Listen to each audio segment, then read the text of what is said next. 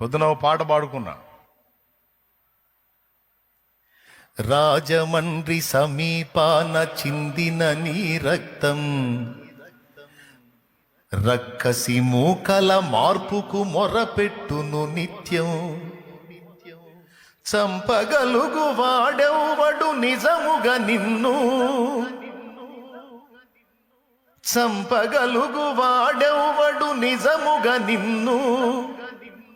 చావును గెలిచిన యేసే లేపుతాడు నిన్ను. ఏమండి, పొద్దున్న ఏదో నా ఆనందం కోసం నేను పాడుకున్నా. ధన్యుడవో అన్న పగడాల ప్రవీణన్నా,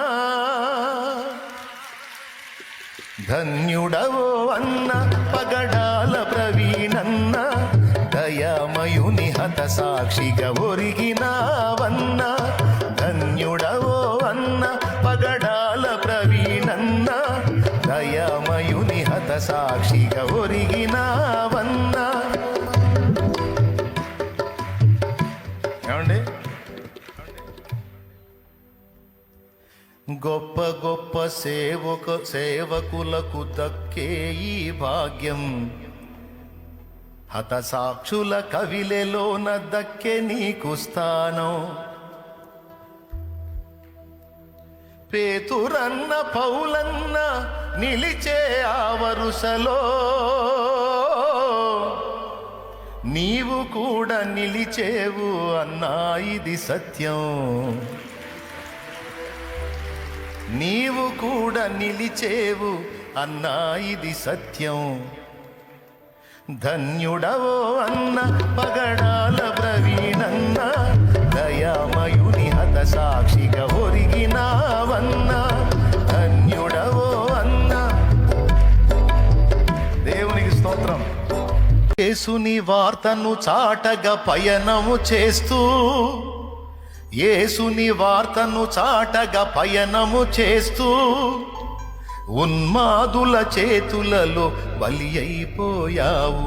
మత ఉన్మాదుల చేతులలో బలి అయిపోయావు. కొంతమంది అంటున్నారు, అన్నది కన్ఫామ్ కాకుండా ఎలా చెప్తావు శాలేమన్నా అంటున్నా. కన్ఫామ్ కాకుండా చెప్పేది నిద్రమోహండా. నీ కళ్ళు ఇంకా కనపడట్లేదా? గుండెల మీద బూట్ కాల్తో తన్నిన గుర్తుందిరా. 100 ఆధారాలు ఎందుకురా నీకు? నా సహోదరుణ్ణి, నా సహదాసుణ్ణి, నా తోడి సైనికుణ్ణి రక్తంతో తడిసినటువంటి బూట్ కాలది, రక్తంతో తడిసింది అది. దాంతో కొట్టారు. ఆ కాలు ఇక్కడ దన్నారు. ఆ గుర్తు అట్లనే ఉంది.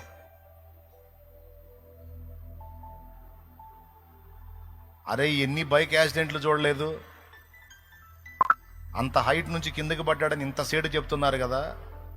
బైక్ ఒక దగ్గర పడితే మనిషి ఒక దగ్గర పడతాడు, అంతేగాని మనిషి మొత్తం పోయి కావాలని దాన్ని పైకి లేపుకొని దాని కిందకి జొరబడి పండుకున్నట్టుగా, తన మీద బైక్ను పండుకోబెట్టుకున్నట్టుగా చనిపోతాడా? ఆ ఫోటో చూసినోడికి ఎవడికైనా, మైండ్ సరిగా పనిచేసినోడికి ఎవడికైనా అర్థమైపోయింది. అక్కడున్న 4 ముఖాలు కలిగినటువంటి చెక్కతో ముక్కలు ముక్కలు అయిపోయి ఉన్నాయి అక్కడ చెక్కలు. దాని మీద బ్లడ్ ఉంది. వాటితో కొట్టారు అనేది అర్థమవుతుంది అక్కడ క్లియర్గా. ఇంకేం కావాలి ఆధారం? పైనుంచి కింద పడ్డాడని చూపించారు. పడ్డప్పుడు దాని కిందకి ఎలా మనిషి పూర్తిగా ప్యాక్ అవుతాడు? బైక్ కింద సైలెన్సర్ గాలి లోపల వాతబడింది అన్నారు. మరి పైన ఫ్యాంట్ కాలకుండా లోపల వాత ఎట్లా? రాడ్తో కొట్టింది అది. రాడ్తోనో కట్టెతోనో కొట్టారు, బలమైన దెబ్బ తొడ మీద.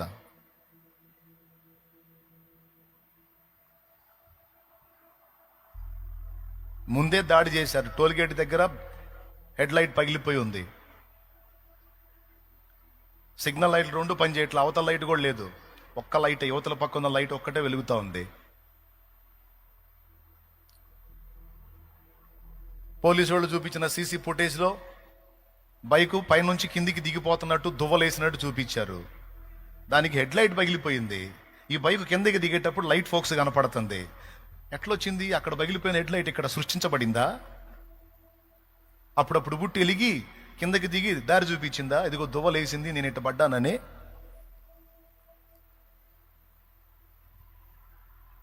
అర్థం కావట్లేదా క్లియర్గా? ఎట్లా చెప్తారంటే ఖచ్చితంగా అర్థమైపోయింది. ఇంకా బోల్డ్ అన్ని ఉన్నాయి.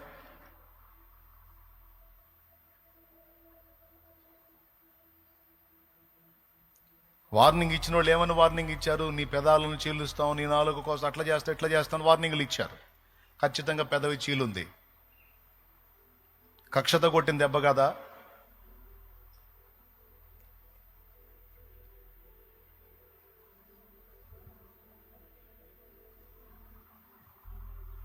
బైక్ నిండా రక్తం చిందుంది.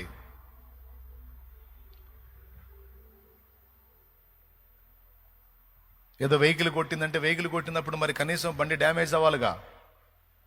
బండి నీట్గా తెచ్చి ఆడబెట్టినట్టుంది. ఇంత దెబ్బ లేదు దానికి.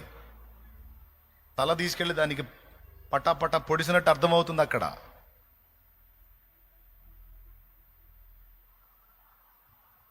తర్వాత వాళ్ళు రిపోర్ట్ ఏదన్నా ఇవ్వనాయి, అది సత్యం అవనాయి అసత్యం అవనాయి, మన కళ్ళకి మనకు మైండ్ పనిచేస్తుంది కనుక మనం ఈజీగా ఆలోచిస్తే అర్థమైపోతుంది.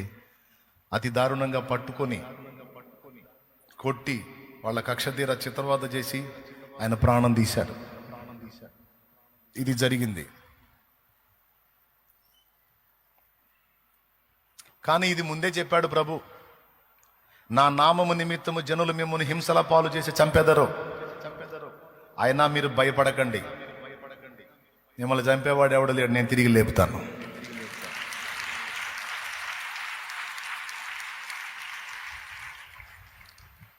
కొద్ది కాలం ఆనందపడతారు చంపామని, కొద్ది కాలం సంబరపడతారు, పండగ చేసుకుంటారు. ఇంకా అన్నిటి అంతా సమీపించిందిగా, రాకడ దగ్గరికి వస్తుందిగా.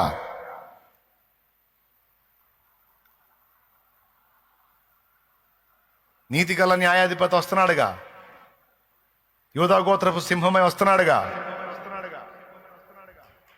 ఉంటది అప్పుడు తీర్పు ఉంటది కదా.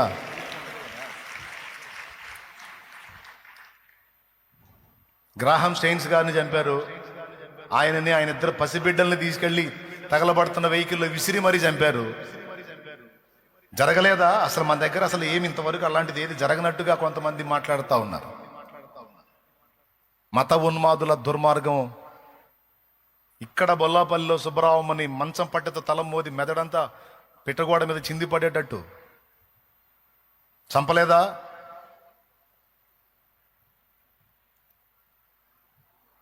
గొడ్డళ్ళు తీసుకొని కోటిరెడ్డి దైవజనుణ్ణి రెంట చింతలో నరకలేదా? సిఎస్పురంలో, దర్శి సమీపం సిఎస్పురంలో దైవజనుణ్ణి రాళ్లతో మోది చంపలేదా? దైవజనుణ్ణి.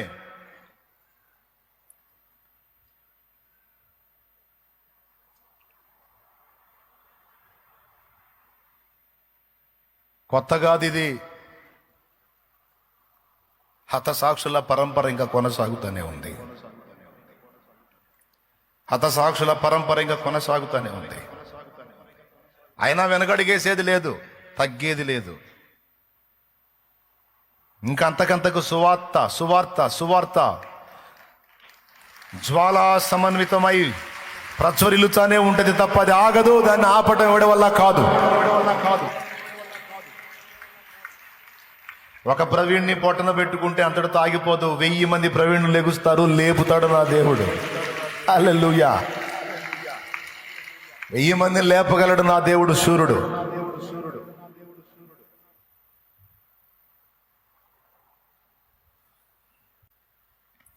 మూర్ఖులకు తెలియదు క్రైస్తవ్యం పుట్టుక, క్రీస్తు శిలువ శ్రమలలోనే పుట్టే సంఘ కన్యక. ఘోరమైన శ్రమలైన మాకు కొత్త కాదురా, ఘోరమైన శ్రమలైన మాకు కొత్త కాదురా. ఒక మనిషిని చంపితే 1000 మంది లేచురా, ఒక జ్యోతిని ఆర్పితే 1000 జ్యోతులు వెలుగురా.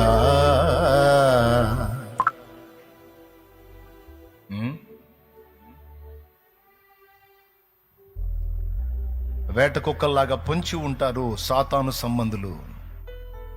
ఎందుకు? వాడికి కొన్ని లాభాలు ఉన్నాయి. మనం మధ్యలో హతులైతే, మన మధ్యలోనే యాత్ర ముగిస్తే వాడికి కొన్ని లాభాలు ఉన్నాయి. నేను అందుకే చెప్తున్నా, ఎన్ని కష్టాలైనా, నష్టాలైనా, బాధలైనా, హింసలైనా, అప్పులైనా, రోగాలైనా ఒక్కటే, నువ్వు చావటానికి వీల్లేదు. నేను చావను, సజీవుడనై సజీవురాలినై ఉండి నా దేవుని క్రియలను వివరించదను.